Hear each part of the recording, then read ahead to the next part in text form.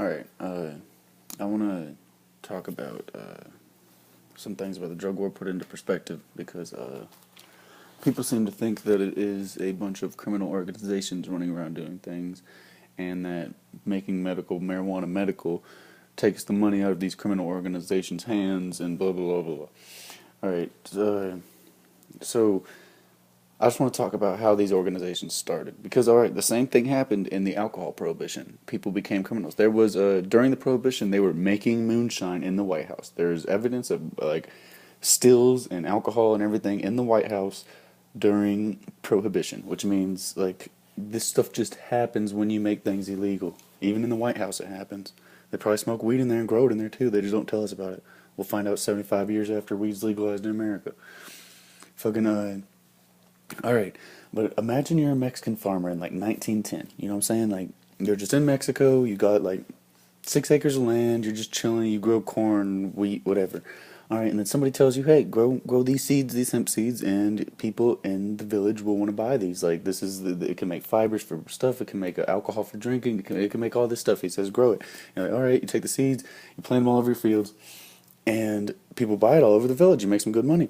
Next year, you grow the same crop. Somebody else tells you, hey, did you know if you take this across an imaginary line into America, gringos will buy it from you for 10 times the price. And back then, it was legal to carry shit across the border. So they just, and it was a lot less protected. They were just bridges from America to Mexico. It wasn't like a security checkpoint. And, you cross the bridge and you take it into America and you make 10 times the money, and you come back, you buy 10 extra acres, maybe two, you buy a bunch of extra land, you pay a couple people to plant the seeds for you this year and to tend to your fields. You just chill in your house, you ain't gotta do nothing.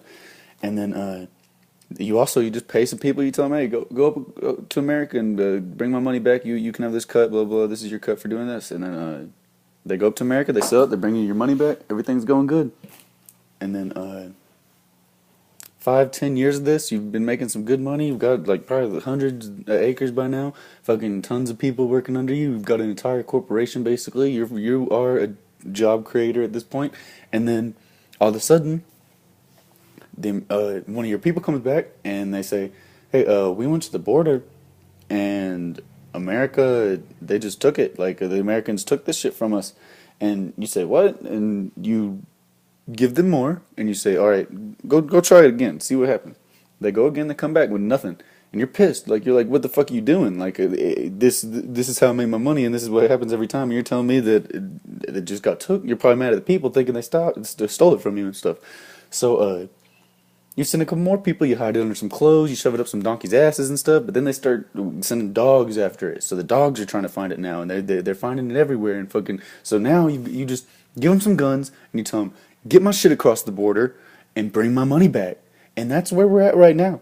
We are forcing these people to play a game that doesn't need to be played. They just want to bring this flour to America and sell it to us at extra money, to make extra money than they would in Mexico.